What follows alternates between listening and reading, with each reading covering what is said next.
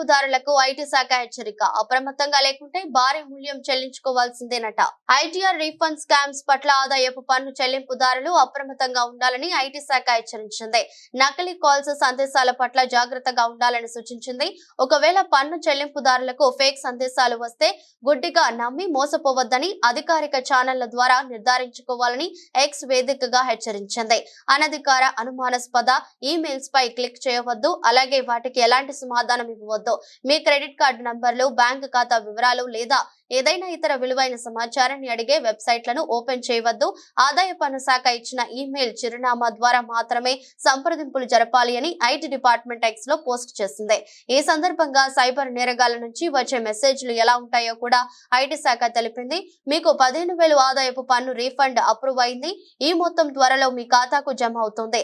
దయచేసి మీ ఖాతా నంబర్ 5x6777ను ధృవీకరించండి. ఇది సరైనది కాకుంటే ఇక్కడ ఇచ్చిన లింకు పై క్లిక్ చేసి మీ బ్యాంక్ అకౌంట్ సమాచారాన్ని అప్డేట్ చేయండి అని ఆ స్కామర్ల నుంచి సందేశం లేదా మెయిల్ రావచ్చని ఆదాయపు పన్ను విభాగం హెచ్చరించింది.